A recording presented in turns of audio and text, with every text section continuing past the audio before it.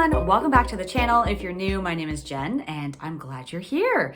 Today I'm going to be talking all about cruise drink packages specifically for Royal Caribbean. I just recently went on a cruise with Royal Caribbean to the Bahamas with my husband Alex. We had a wonderful time, but first and foremost, let's dive into drink packages.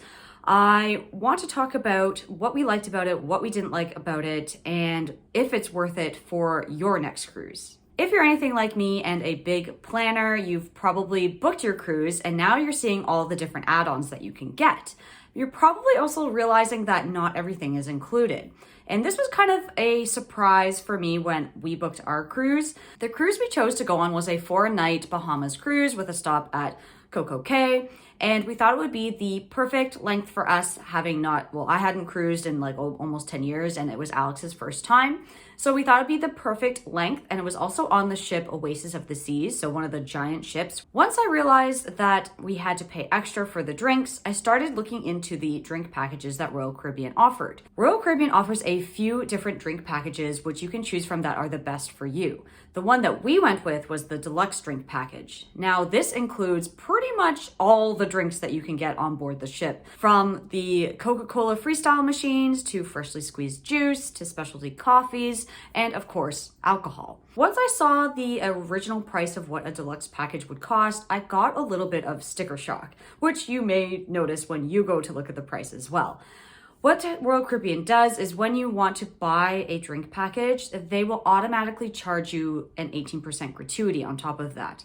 So I waited to get a buy one, get one 50% off deal. So we ended up paying $482 per person, including all taxes and gratuities. Now that is for a 4-night cruise. You could be spending more or less depending on the length of your cruise and perhaps what ship you're on, all those different factors. I really wanted to figure out if the drink package was worth it after we had bought it. So I made sure I kept track of all the drinks that we had. And actually the app will do this for you as well. It'll have an itemized bill at the end of your cruise and you can see all the different drinks and other things that you bought over the course of your cruise, which I really liked. Let's look at some numbers, shall we?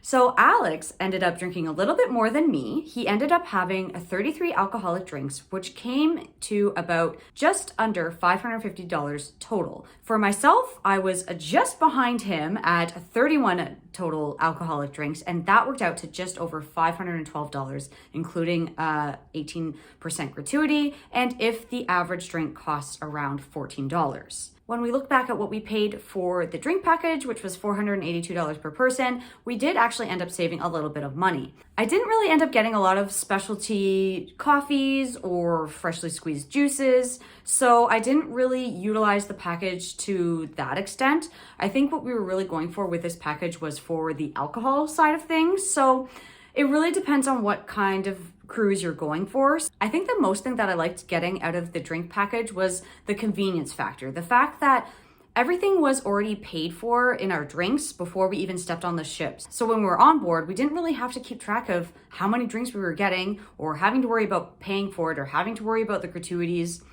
and tipping the bartender each time because it was already included. We would literally just have to hand over our CPAS card, the bartender would charge it, and then done and done. We could drink as much or as little as we wanted. But of course, to get our money's worth, we did want to drink as much as we possibly could.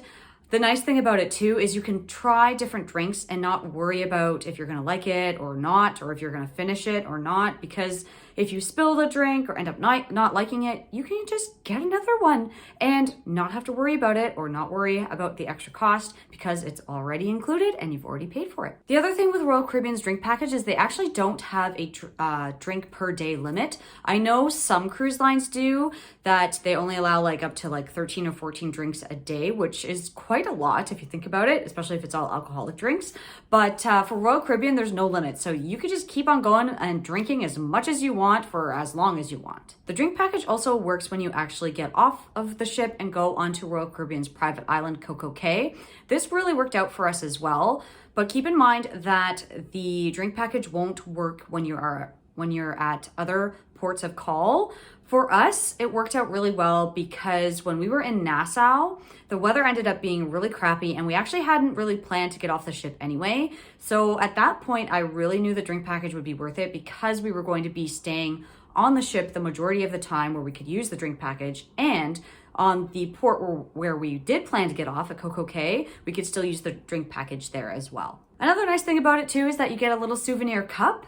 It was not the make or break for us, obviously, but it is kind of nice to have that. We got it as soon as we got on the ship, and that is the cup that we actually needed to use in order to use the freestyle machines because it had the chip in the bottom of it. It was a nice little cup. The only thing that kind of sucked about it is you could only use it for cold beverages and not hot. The one thing that I did find really worthwhile though, being on the drink package, was the fact that I could get bottled water very easily, and it was all included and not an extra cost. So that was really nice because I am a huge water drinker, and for me, I would have been drinking water all the time, and having to buy a bottle of water each time would have added up pretty quickly. Things we didn't really like about the drink package was feeling the pressure to get our money's worth. I found the first day was pretty easy because it's your first day, you're ready to party, you're ready to go, you're ready to have fun, and you want to have a drink in hand pretty much the whole time. And I feel like that was great.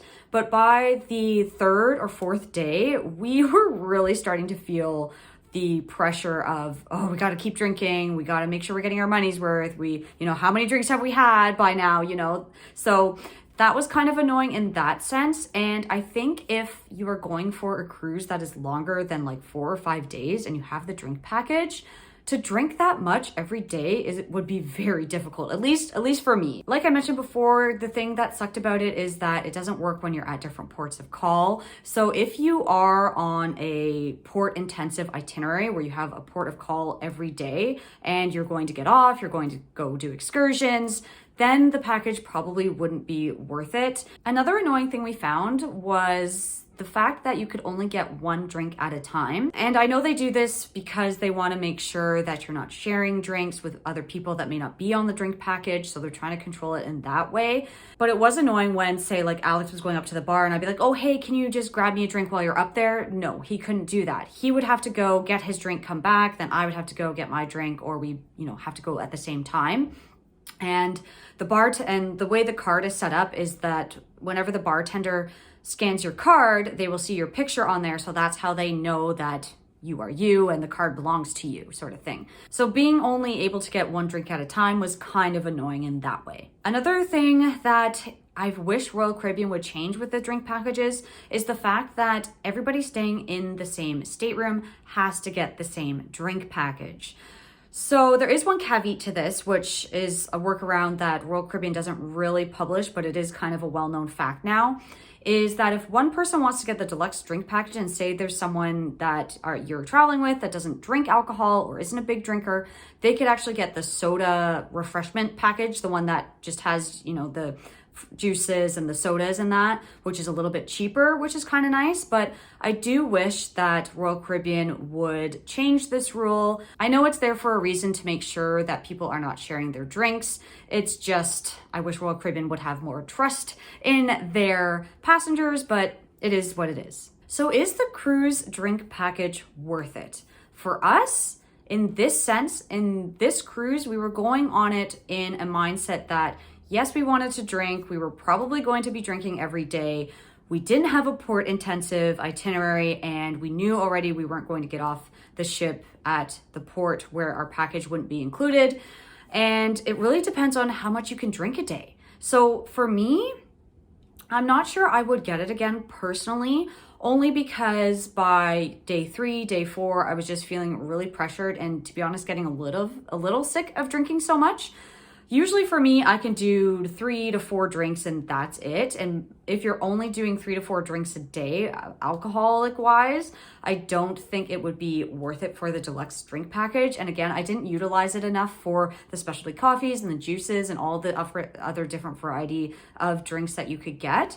Alex, on the other hand, he was able to drink a bit more than me. He could keep up with it, and he loved the convenience factor of it and not having to think about it and not get a bill at the end of the cruise and being like, oh God, we have like so much money to pay, even though we've already spent all this money on the cruise itself. I don't think any one person can really answer it for you if it's going to be worth it or not, but do the math. There's a bunch of different menus that you can access online on Royal Caribbean's website that'll give you an idea of how much each drink will cost. And then you can figure out how much you might think you're going to drink every day, look at the cost of those drinks, and then look at the cost of the package. And then you can kind of work it out from there if it's going to be worthwhile. For us, as you saw, again, it was worth it for us. We did end up saving a little bit of money, but again, for me, I'm not really sure if I would get it again, just because I just felt like I couldn't keep up with the amount of drinking that I had to do and feeling pressured just to get my money's worth. I hope this information will help you in your decision when you are booking your next cruise and thinking about the drink package. If you have any other questions, please make sure you leave a comment down below and I will do my best to try and answer them. Be sure to give this video a thumbs up if you enjoyed it and found it useful. Subscribe so you don't miss any future content of mine to come, and I will see you all in the next video. Bye everyone!